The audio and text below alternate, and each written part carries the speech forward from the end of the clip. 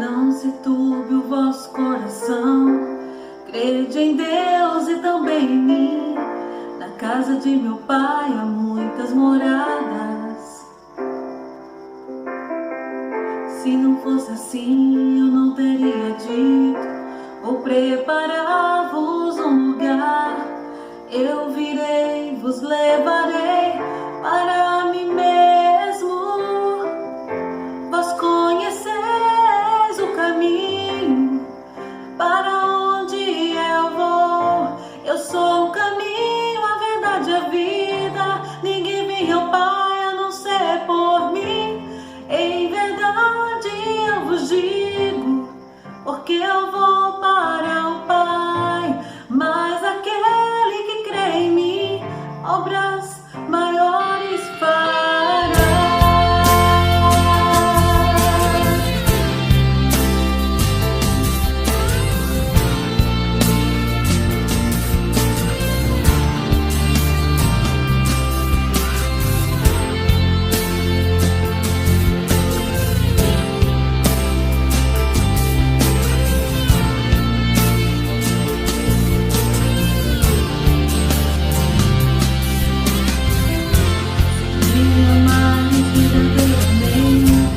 Guardareis os meus mandamentos. Eu rogarei ao Pai, Ele nos dará o Consolador, o Espírito da verdade, que o mundo não pode receber.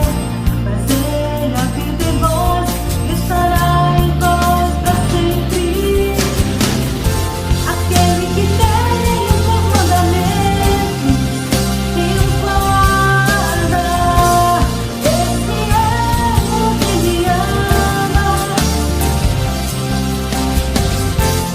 E se alguém me amar, será amado por meu Pai. Eu também o amarei e me manifestarei a Ele.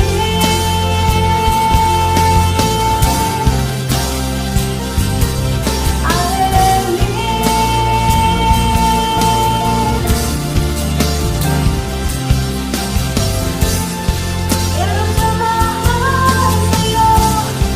Quero te amar mais, Senhor.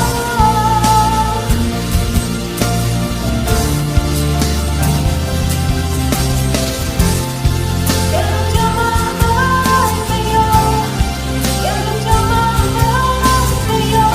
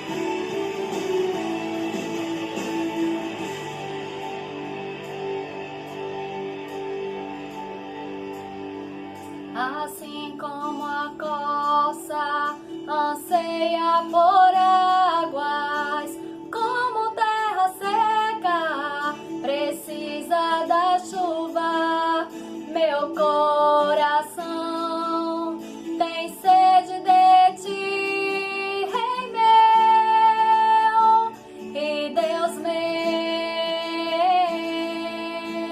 Assim como a corça anseia por águas, como terra seca precisa da chuva, meu coração tem sede de ti, Rei meu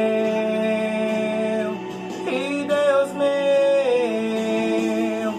Faz chover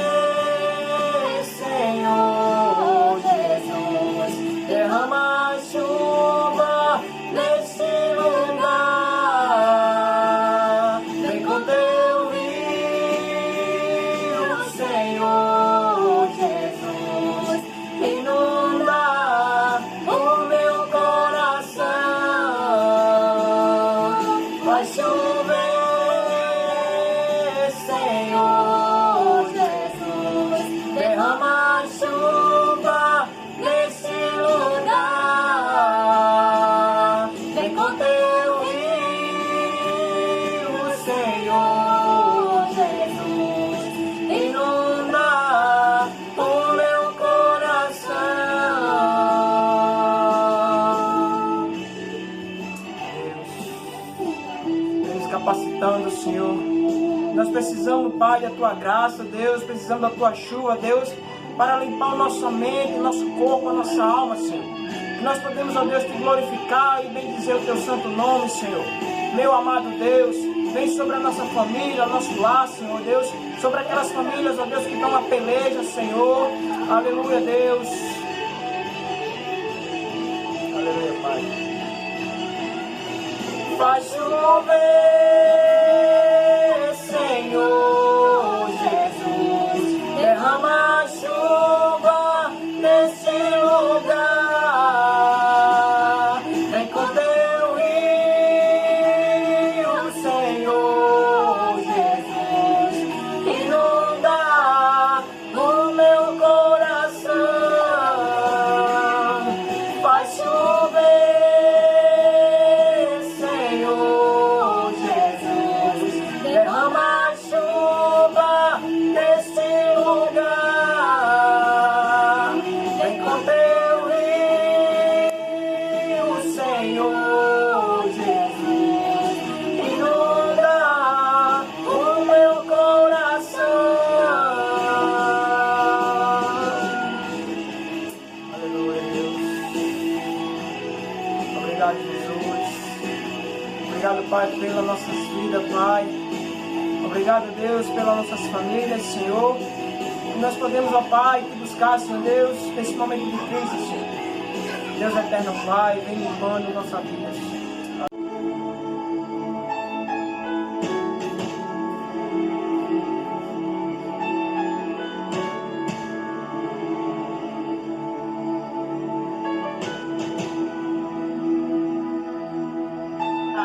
Apesar das feridas, apesar das decepções, eu Te chamei, eu Te chamei. Apesar do passado, apesar das desilusões, eu Te chamei, eu Te chamei. Deixa eu Te usar para curar, deixa eu Te usar para salvar. Enquanto eu Te uso, eu cuido de tudo que te faz chorar. Deixa eu Te usar para curar, deixa eu Te usar para salvar. Enquanto eu Te uso, eu cuido de tudo que te faz chorar. Apesar das feridas, apesar das decepções, eu Te chamei, eu Te chamei. Apesar do passado, apesar das desilusões, eu Te chamei, eu Te chamei. Deixa eu Te usar para curar, deixa eu Te usar para salvar. Enquanto eu Te uso, eu cuido de tudo que te faz chorar. Deixa eu Te usar para curar, deixa eu Te usar para salvar. Enquanto eu Te uso, eu cuido de tudo que te faz chorar.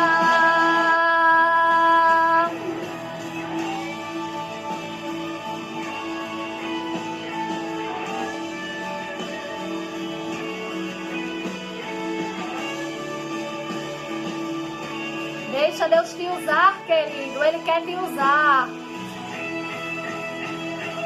Eu não te dei espírito de temor, mas de ousadia. Onde eu te colocar, tu irás. Onde eu te colocar, tu brilharás. E eu te encherei.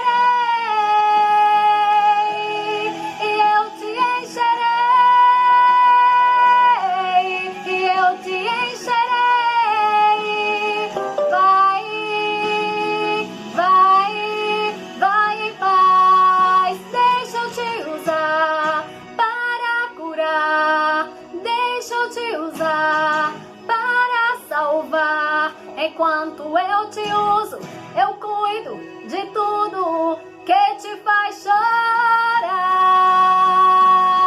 Deixa eu te usar, deixa eu te usar. Enquanto eu te uso, eu cuido de tudo que te faz chorar.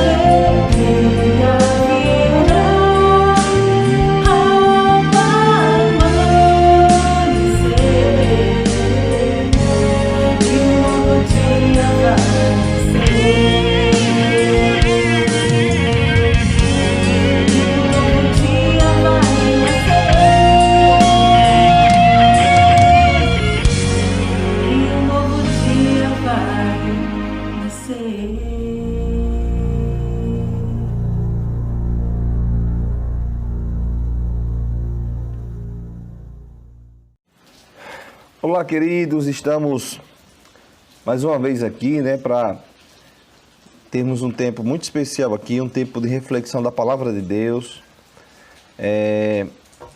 Nós começamos no domingo passado, a pregar sobre a carta de Paulo aos Colossenses, e eu queria continuar a falar dessa carta. Ela tem várias lições para a nossa vida acerca de muitas coisas, e eu queria novamente continuar a falar sobre essa carta de Paulo aos Colossenses, tá? Nós vamos refletir hoje a partir do versículo 13 do capítulo 1. Nós trabalhamos até o versículo 12, né? E hoje vamos trabalhar a partir do versículo 13, tá bom? Então eu queria que os irmãos abrissem suas Bíblias em Colossenses, capítulo 1, versículo 13 ao 17, tá? Meus irmãos, está um pouco de barulho, né? De ruído, é porque está chuvoso aqui, né? O tempo e pode ser que isso afete um pouquinho a gravação, tá? O nosso áudio, a captação do áudio, tá bem? E os irmãos compreendam aí que a gente está no período de pandemia e a gente, né, tem esses barulhos externos que acaba influenciando também a captação do nosso áudio, tá? Então, Colossenses, capítulo 1, do versículo 13 ao versículo 17. Mas antes, vamos orar, vamos pedir a Deus o discernimento, né, a instrução, para que possamos entender as Escrituras e colocar em prática em nossa vida. Vamos orar. Soberano Deus, eu quero te agradecer, Pai, por nossas vidas, pela tua ação, pelo teu cuidado. Pedir que o Senhor, Pai, fale ao nosso coração nessa noite, que o Senhor instrua a nossa vida, dê a cada um de nós, ó Pai, discernimento, nos dê condições de entender a tua palavra, Pai. Abençoa todos nós, abençoa a tua igreja, abençoa o teu povo, nesse período tão complicado que estamos enfrentando, mas que possamos confiar inteiramente no Senhor, Pai. Nós oramos, Senhor, no nome de Jesus. Amém e amém. Meus queridos, o texto de Colossenses, capítulo 1, versículo 13 ao 17, diz o seguinte: lembrando que Paulo, quando enviou essa carta para a igreja de Colossos, foi a pedido de Epáfras, né? Epáfras foi até Roma e solicitou a Paulo que Paulo enviasse essa carta à igreja. Era como se fosse uma espécie de carta-resposta. A igreja estava enfrentando nesse período, vou até comentar um pouco sobre isso, sobre algumas doutrinas desse primeiro século que afrontavam a igreja, as doutrinas bíblicas, afrontava, vamos dizer assim, a teologia bíblica. E Paulo ele manda essa carta para reafirmar aos irmãos alguns valores. Inicialmente Paulo se apresenta, como eu falei domingo passado, né, como um ungido de Deus, e depois ele começa a testificar sobre algumas coisas daquela igreja muito importantes, o testemunho transformador daquela igreja, de como Deus tinha transformado a vida dos irmãos, como eles carregavam alguns valores que eu pontuei na semana passada. E Paulo manda essa carta possivelmente por Onésimo, né? Onésimo é um personagem que vai ter um relacionamento com Filemon e se converte a Cristo através de Paulo na prisão. E Paulo manda essa carta para a igreja, e Epáfras, possivelmente Epáfras e Filemon tenham sido os plantadores dessa igreja, né? Epáfras, um líder, discipulador dessa igreja, tá? Então, nesse contexto, Colossos era uma cidade que também, como era também no mundo antigo, muito influenciada pela cultura greco-romana, e havia muitas doutrinas, muitas teorias que estavam se contrapondo ao Evangelho de Cristo, aos princípios do Evangelho, os valores do Evangelho. E Paulo, nessa carta, faz questão de ressaltar alguns aspectos importantes para a igreja, que também serve para os nossos dias. Até hoje nós vamos refletir um pouco sobre isso, tá? Aí, a partir do versículo 13, Paulo estava orando à igreja, pedindo para que a igreja tivesse algumas virtudes espirituais. E Paulo, no versículo 13, diz: ele nos tirou, e aí ele está falando de Jesus, ele nos tirou do poder das trevas e nos transportou para o reino do Filho do seu amor, o que Deus fez através de Jesus, né? Em quem temos a redenção pelo seu sangue, a saber, a remissão dos pecados. Ele é a imagem do Deus invisível, primogênito de toda a criação. Pois nele foram criadas todas as coisas que há nos céus e na terra, visíveis e invisíveis. Sejam tronos, sejam soberanias, sejam principados, sejam potestades. Tudo foi criado por ele, tudo foi criado para ele. Ele é antes de todas as coisas, e todas as coisas subsistem por meio dele. Depois ele vai falar outras características de Cristo, tá? Nós vamos falar um pouco hoje, de fato essa mensagem de hoje ela vai ser cristocêntrica, né? Todas as mensagens devem ser cristocêntricas, mas vamos trabalhar um pouco a perspectiva do que a gente chama de cristologia na teologia, né? Falar de Cristo, a razão principal do cristianismo. Cristo é o cabeça da igreja, Cristo é o Filho de Deus, o Deus encarnado que vem até nós, né? Cristo. Então, resgatar esses valores sobre o papel de Cristo é resgatar, de fato, o sentido especial, primordial do Evangelho, o sentido primordial do cristianismo, que é Cristo, né? Cristo é o Senhor da igreja, é o Senhor de nossas vidas. Nesse período, os falsos mestres de Colossos, assim como os falsos mestres dos nossos dias, não negam a importância de Cristo, mas não lhe dão a preeminência, né? Para os gnósticos, Cristo era apenas uma emanação de Deus e não o próprio Deus encarnado, né? Eles não afirmavam que Jesus era divino. Hoje os muçulmanos, por exemplo, pregam que Cristo era apenas um profeta, mas não o supremo profeta. Os espíritos dizem que ele é um espírito de luz, que não precisou se reencarnar, mas não o eterno Deus. Os romanos dizem que ele é um mediador, mas não o único mediador entre Deus e os homens. Há outros mediadores para a Igreja Apostólica Romana. Os testemunhos de Jeová dizem que ele foi o agente da criação, mas não o eterno Deus. E quais são as dificuldades com isso? É entender que, de fato, quem é Jesus. Esse texto nos mostra a preeminência de Cristo na obra da salvação e na obra da criação.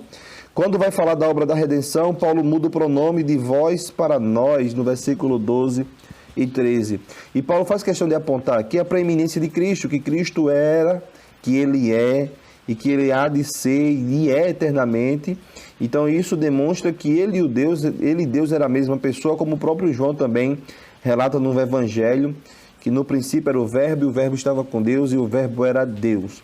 Então isso acaba colocando, vamos dizer assim, em xeque todas essas doutrinas que mostram que Jesus não tinha um caráter divino. Paulo consegue, com essa afirmação em sua carta, mostrar para nós que Cristo era desde a criação e que ele é o próprio Deus que veio até nós, que veio nos resgatar. Por que é importante nós reafirmarmos isso, né? Porque hoje a fé de muitos são vacilantes, né? A fé de muito é vacilante, de muitas pessoas são vacilantes. E essa fé ela se torna vacilante porque não tem aquele que é essencial, o principal, vamos dizer assim, base, o principal fundamento da fé, que é o próprio Cristo Jesus. Vamos entender algumas coisas que Paulo ensina aqui. Hoje a gente vai ter um sermão, de fato, de mais lições, de maior ensino para o nosso coração. A preeminência de Cristo na obra da salvação. Primeiro, a gente vai perceber aqui pelo texto de Paulo que Jesus nos libertou do império das trevas, é o que está no versículo 13. Ele nos tirou do poder das trevas e nos transportou para um reino do Filho do seu amor. A palavra libertou aqui significa libertar do perigo. Não poderíamos libertar a nós mesmos da culpa e penalidade do pecado, mas Jesus nos libertou e aleluia, louvado seja Deus. Jesus nos libertou do pecado. A Bíblia fala que quando conhecemos a verdade nos liberta, porque éramos escravos do pecado. Estávamos em perigo de passar toda a eternidade nas trevas, longe de Deus, mas Cristo nos libertou do poder das trevas. Quando não temos Cristo no coração, vamos ter morte eterna, distanciamento eterno de Deus. Mas quando conhecemos a Jesus, nós temos vida eterna, salvação, a eternidade como garantia de que somos salvos por meio do sacrifício de Jesus. Então Jesus, ele era e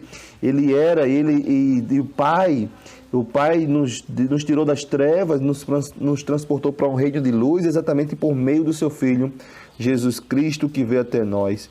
O império das trevas é a esfera em que Satanás exerce sua jurisdição. É o campo de ação de Satanás, dominado sobre os corações, as vidas e atividades dos homens. Estávamos na casa do valente, na potestade de Satanás, como diz Atos 26, andando segundo o príncipe da potestade, do ar, mas Cristo nos libertou. Cristo nos libertou. Vivíamos andando em pecado, nossa vida era conduzida pelo pecado. Eu e você tínhamos uma vida pregressa, muito voltada para o pecado, para os prazeres da carne, simplesmente para alimentar os nossos anseios, mas não tínhamos convicções de quem éramos, do plano de Deus para a nossa vida. Estávamos distantes de Deus, sem conhecer a verdade, mas um dia Cristo nos libertou e nos trouxe, de fato, a rendição e a nossa condição agora de sermos salvos por meio do seu sacrifício. Então Cristo é a razão essencial de sermos libertos hoje do império das trevas, como diz o apóstolo Paulo. A palavra libertou está no aoristo passado, ou seja, é uma obra consumada, ele já nos libertou. Você que um dia entregou a vida para Jesus, você está liberto do pecado, você foi libertado por meio de Jesus. Você precisa todos os dias colocar a sua vida diante de Deus, manter um relacionamento com Deus, para que consiga vencer todos os dias os pecados que afrontam a Deus, o pecado que vem até nós, o pecado que nos distancia de Deus. Então, isso precisa existir no nosso coração, essa atitude de lutar, de vencer o pecado, entendendo que Jesus já pagou na cruz e já nos libertou. Você é salvo por meio de Jesus. Que você consiga, como eu também, enfrentar todos os dias nossas lutas diárias, mas entendendo que somos salvos por meio de Jesus, e quem é salvo vai perseverar, quem é salvo vai entender que precisa vencer o pecado por meio de Cristo Jesus. Meus queridos, Ele nos libertou do império das trevas. Meus queridos, um segundo ponto que ele fala aqui é que Ele nos transportou para o reino do seu Filho amado. No versículo 13 diz: Ele nos tirou do poder das trevas e nos transportou para o reino do Filho do seu amor. No versículo 13 nós vemos que Ele nos transportou então para o reino do seu Filho amado. Ele nos tirou do poder das trevas e nos transportou para o reino do Filho do seu amor. No mundo antigo, quando o império obtinha vitória sobre outro, existia o costume de translandar inteiramente a população vencida a outro país. Eles pegavam, e no mundo antigo isso era muito comum, quando o império conquistava outro, eles pegavam toda aquela população como escravo, como capturados em guerra, e toda aquela população ia para outra cidade. Quando o texto diz aqui que Deus nos transportou, ele está falando a mesma ideia que havia na compreensão dos antigos. Deus não transportou os vencidos, mas os vencedores. Deus nos arrancou da casa do valente, da potestade de Satanás, do reino das trevas, nos transportou para o seu reino, para o seu domínio e para o seu poder. No mundo antigo, uma civilização conquistava a outra, e aqueles povos viravam escravos, mas Jesus, de maneira diferente, Ele conquistou, nos libertou do domínio satânico, do domínio do mal, e nos trouxe para uma vida de luz, para uma vida de santidade. E Ele agora nos trouxe para o seu reino, para o seu domínio, para o seu poder. Deus nos tirou do reino obscuro dos ideais falsos e imaginários para introduzir-nos na terra banhada pelo sol do conhecimento claro e da expectativa realista. Tirou-nos da esfera dos desejos pervertidos e ao bem-aventurado reino dos anelos santos. Ele nos trouxe para uma vida agora não de voltar-se mais para os desejos mais pecaminosos e pervertidos, mas para uma vida de santidade, para uma vida de correção, de ajuste, de redenção, de justificados agora por meio do sacrifício de Jesus, e buscarmos vivermos em santidade, entendendo que Ele tem, e a promessa de Jesus para nós é essa, que está conosco todo momento, em todos os instantes da nossa vida. Foi um translado das trevas para a luz, da escravidão para a liberdade, da condenação para o perdão, do poder de Satanás para o poder de Deus. Assim como Deus libertou o seu povo da escravidão do Egito e o trouxe para a terra prometida, assim o Senhor também nos transporta para o seu reino. O Senhor nos leva para o seu reino. Um dia o sacrifício de Jesus nos deu essa condição de agora sermos transportados para o reino de Deus. Temos sido translados de uma vez por todas, já estamos no reino de luz. Isso é escatologia realizada, já estamos no antegozo da glória. A igreja do Senhor já vive a experiência de ser separada, de ser protegida pelo reino de Deus. Nós já vivemos uma experiência do céu aqui na terra. E essa experiência do céu aqui na terra é que a gente não está vivendo o estágio final do paraíso, não. Mas estamos sendo preparados num processo de santificação para vivermos eternamente com o Senhor. Estamos num grande aprendizado, numa grande escola agora, mas nós já fomos separados, escolhidos, chamados por Deus para vivermos uma vida agora de experimentar o poder de Deus em nossas vidas, na nossa caminhada diária. O texto diz no versículo 14 que em quem temos a redenção pelo seu sangue, a saber, a remissão dos pecados. O texto mostra que Ele nos redimiu. A palavra redimiu significa libertar um prisioneiro ou um escravo pelo pagamento de um resgate. Jesus, Ele nos redimiu. Paulo não está dizendo que o resgate foi pago a Satanás para que fôssemos libertos do reino das trevas por sua morte, mas na verdade foi por sua morte e ressurreição. Jesus satisfaz as demandas da lei de Deus e nos redimiu com o seu sangue, nos deu vitória. Essa redenção implica na libertação total da maldição, em libertação da escravidão e do pecado. Nós somos libertos da escravidão, nós somos libertos do pecado. O texto também diz que ele mostra também que Ele nos perdoou. A palavra perdão significa deixar o outro livre ou cancelar a dívida.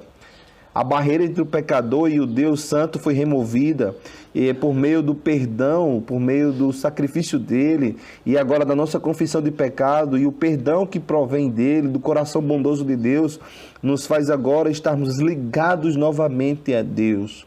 O perdão de Cristo não é uma desculpa para pecar, mas um encorajamento para a obediência.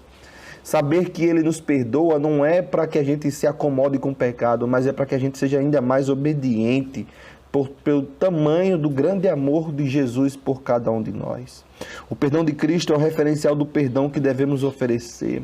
Além de sermos perdoados por Cristo, Ele acaba sendo um referencial para nós, que jamais devemos julgar os outros pelas suas condutas ou pela sua conduta pecaminosa, mas que temos de ter um coração agora misericordioso, disposto a obedecer, disposto a perdoar aqueles que nos fazem mal, aqueles que nos perseguem. Meus queridos, o texto mostra, a partir do versículo 15, a preeminência de Cristo na obra de criação. Jesus Cristo é a exegese de Deus, o revelador do Deus invisível. Ele é a imagem do Deus invisível, ele é a imagem, não é a imitação, ele é o próprio Deus que veio até nós. João capítulo 1, versículo 18 diz que ninguém jamais viu a Deus, o Deus unigênito que está no seio do Pai é quem o revelou. Jesus Cristo é o próprio Deus, ninguém jamais tinha visto. Em Hebreus capítulo 1, versículo 3, diz que Ele, que é o resplendor da glória e a expressão exata do seu ser, do ser divino, do ser de Deus. Em Colossenses capítulo 1, versículo 15, diz que Ele é a imagem do Deus invisível, né? Ele é a imagem do Deus invisível, o primogênito de toda a criação, porquanto nele habita corporalmente toda a plenitude da divindade. Colossenses capítulo 2, versículo 9. Em João 14, versículo 9, quem me vê, a mim vê ao Pai, Jesus disse isso. Em João 10,30 diz que eu e o Pai somos um, Jesus afirmou isso. Em Colossenses 1,13 diz que Jesus é o amado Filho de Deus. Jesus nos redimiu, Jesus nos perdoou, porque nele está de fato os atributos de Deus, porque Ele é o próprio Deus que veio até nós. Jesus tem a mais alta honra da criação. A expressão primogênito quer dizer que aqui não está falando de ideia temporal, do tempo do nascimento, mas antes é um título de honra. Jesus é o primeiro ser criado, visto que o Criador de todas as coisas e existe antes de todas as coisas. Então, mesmo antes da criação do homem, ele já era. Ele já existia. Quando Deus diz lá em Gênesis que quando criou o homem, quando é se revelada a criação humana, ele diz, façamos o homem a nossa imagem e semelhança. Ele está falando aí, façamos, porque de fato Jesus já existia desde a criação. Jesus já se revelava desde a criação. Ele é o próprio Deus. Ele é o próprio Deus que veio até nós. Jesus tem o direito de possuir e exercer absoluta autoridade sobre a criação. Jesus recebeu o privilégio de ser eleito para ocupar a mais alta posição de honra no universo. E ele tem total autoridade sobre a nossa vida. Mas o grande problema é que Jesus ele se comporta de uma maneira absolutamente fantástica. Ele quer que cada um de nós reconheçamos no nosso coração quem Ele é. E busquemos a Ele. E Ele está disposto a qualquer momento, a qualquer horário, a qualquer instante, a manter um relacionamento com você, a ter um relacionamento com você. O que nós precisamos é de relacionamento com Cristo, vida de oração, entender de fato os planos de Deus para a minha vida, para a sua vida. Jesus Cristo é a fonte da criação. No versículo 16, diz que todas as coisas foram criadas por meio dele, né? Tudo foi criado por Ele e para Ele. Jesus é a fonte originadora de tudo que existe no céu e na terra. Os anjos não têm nenhum poder à parte de Cristo. O culto aos anjos, portanto, é uma usurpação da glória e preeminência devidas a Cristo. Havia grupos daquela época que praticavam isso. Jesus é a essência principal, é a fonte da criação. Jesus é o agente da criação. O texto diz que tudo foi criado por meio dele. Ele é o agente criador de Deus. Ele é o verbo criador. As galáxias, os mundos estelares, os anjos, os homens e todo o universo foi criado por meio dele. Ele trouxe a existência, ele é o próprio Deus. Jesus Cristo é o alvo da criação. Tudo foi criado por meio dele e para ele. Porque estou falando tanto sobre isso. Esses princípios que são importantes para a nossa vida. Porque nossa vida muitas vezes são guiadas, as nossas vidas são guiadas por coisas tão banais. Jesus Cristo diz, o texto diz que tudo foi criado por meio dele e para ele. A sua vida deve ser destinada para ele. Os seus sonhos devem ser destinados para ele. Os seus atos precisam ser destinados para ele. Os seus sonhos, o seu casamento, suas finanças, tudo deve ser feito para Ele, porque tudo é dele. Mas como você tem se comportado? Você tem entregado a sua vida a pessoas? Tem mulheres que se apaixonam loucamente e se entregam sem pensar nas consequências a uma pessoa. Tem gente que idolatra coisas, tem gente que vive em função de coisas, mas tudo foi feito para Ele. A sua vida foi feita para Ele, para o louvor da sua glória. Que Deus tenha misericórdia de mim e de você, se você não entende de fato o sentido da sua vida. Para que você existe e quem é o Senhor da sua vida. Você precisa reconhecer, senão você só é mais uma criatura. Mas você precisa se tornar filho de Deus quando você o reconhece como o Senhor da sua vida. Jesus Cristo é independente e maior que toda a criação. No versículo 17 diz: Ele é antes de todas as coisas e todas as coisas subsistem por Ele. Ou seja, jamais houve um tempo em que Cristo não existiu. Ele é pré-existente, Ele é o alfa, Ele é o ômega, Ele é o princípio e o fim, Ele é eterno, Ele é autoexistente, Ele é autossuficiente, Ele não depende da criação, Ele não deriva a sua glória da criação, nem dela depende, Ele é transcendente sem deixar de ser imanente. Ele existe, Ele é pré-existente, Ele não foi criado no tempo, Ele é o Pai da eternidade. Jesus Cristo é imutável, Ele não muda, Ele é o mesmo ontem, hoje e será eternamente. Ele é o mesmo. Da mesma forma que Ele agiu no passado, curando pessoas, libertando pessoas, dando nova vida às pessoas, Ele quer fazer isso com você também. Ele quer te dar nova vida. Ele quer te dar novos sonhos. Ele quer projetar a sua vida de uma maneira diferente. Meus queridos, Jesus Cristo, Ele é o sustentador da criação. Paulo fala no versículo 17 que nele tudo subsiste. Jesus é o centro de coerência e coesão do universo. É Jesus quem interliga e dá simetria a todas as leis da física, da química, da biologia, da astronomia. Nele vivemos, nos movemos e existimos. É Ele quem nos dá a respiração e tudo mais que existe. O mundo tem leis e essas leis científicas são estabelecidas por eles e são leis divinas. As leis da natureza não têm uma existência independente de Cristo. São a expressão da sua vontade em resposta às orações. Ele pode intervir nas próprias leis da natureza. Ele pode mover o céu, Ele pode mover muitas coisas por amar você, como Ele fez. Cristo é o centro da coesão de todo o universo físico e espiritual. Ele criou todas as coisas adaptadas ao seu meio, ao seu habitat, e tudo foi feito para a sua glória. Tudo foi criado para a sua própria glória. Meus queridos, eu queria concluir dizendo algumas coisas para vocês, para os irmãos, para os amigos que nos ouvem. Primeira coisa, todas as coisas existem em Cristo, por Cristo e para Cristo. Jesus Cristo é a esfera, o agente e o alvo para quem todas as coisas foram feitas. Se nesse tempo tão difícil não entendermos isso, estamos fracassando. Fracassando. Cristo é soberano. Todas essas coisas acontecem, mas tudo deve ser feito para Ele.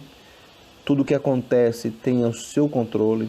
Tudo que acontece tem sua vontade por trás. Todas as coisas existem em Cristo, por Cristo e para Cristo. Que a sua vida seja centrada nisso. Que você viva para Cristo. E Ele promete que vai nos dar vida boa, se confiarmos a nossa existência a Ele. Ele disse: em verdade vos digo, que ouve a minha palavra e crê naquele que me enviou, tem a vida eterna. E não entrará em condenação, mas passou da morte para a vida. Aleluia. Que Jesus seja Senhor da sua vida. Se você já é um crente em Jesus, regue isso no seu coração, mantenha uma intimidade com Jesus. Se você não é crente ainda, se você não é cristão, que você possa cultivar isso, que você possa hoje entregar sua vida para Jesus, que você possa hoje dizer: Senhor, reina na minha vida, seja Senhor da minha vida, eu confesso os meus pecados, e eu sei que eu sou pecador, e hoje eu quero ser uma nova criatura, eu quero me entregar para o Senhor. Paulo usa aqui 3 preposições para descrever a preeminência de Cristo na criação. Nele, por meio dele e para ele. Nele, todas as coisas existem. Por meio dele, as coisas foram criadas. E para ele que devem existir todas as coisas. É para ele. A sua vida deve ser destinada para Deus. Meus queridos, os filósofos gregos tinham ensinado que todas as coisas necessitam de uma causa primária, de uma causa instrumental e de uma causa final. A causa primária é o plano, a causa instrumental é o poder e a causa final é o propósito. Quando olhamos para a criação, podemos ver que Jesus é a causa primária. Ele planejou a criação desde o início. Ele é a causa instrumental, Ele produziu, Ele criou, tudo foi feito por meio dEle.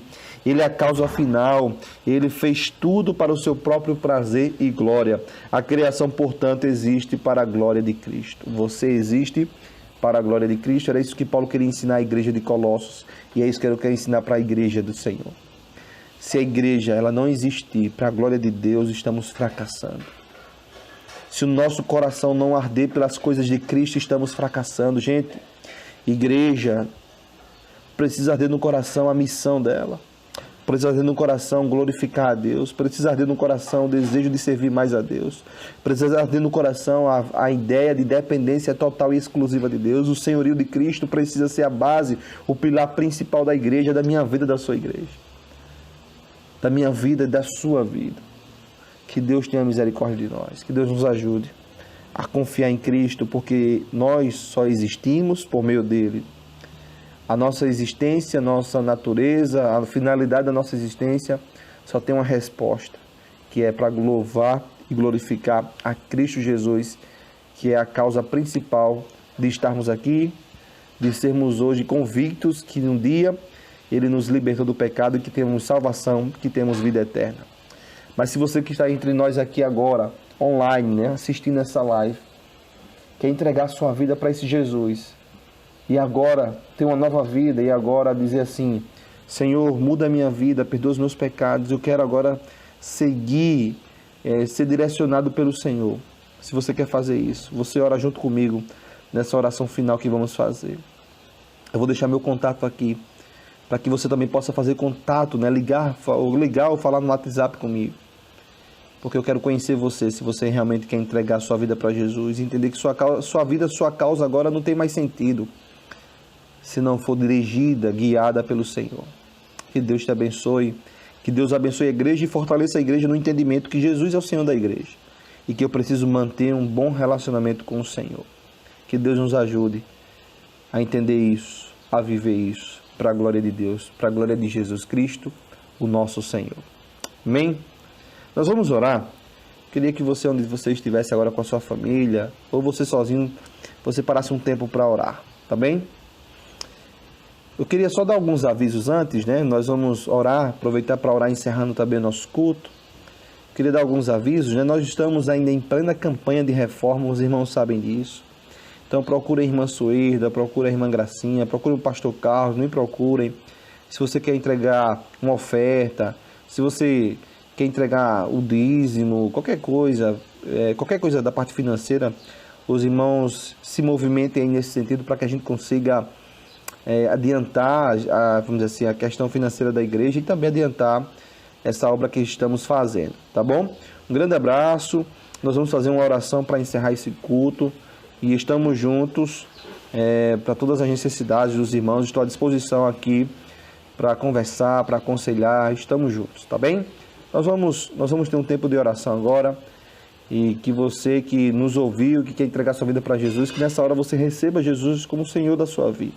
Faça essa oração reconhecendo os seus pecados e dizendo: Senhor, eu quero me entregar a Ti, quero dedicar a minha vida ao Senhor. Eu entendo, como o apóstolo Paulo disse, que o Senhor de fato é a causa essencial das coisas existirem, é por meio do Senhor, e tudo deve convergir para a Tua glória. Vamos orar. Vamos orar.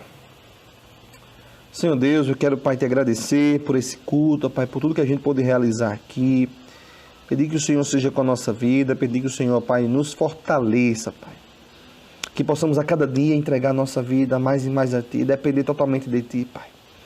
Fortalece a nossa vida para que não sejamos guiados por doutrinas tolas, mentirosas e falsas, mas que possamos confiar naquele que é o Senhor, o mediador entre Deus e os homens, no Teu Filho Jesus, que veio, ó Pai, para nos resgatar, para nos redimir, para nos perdoar.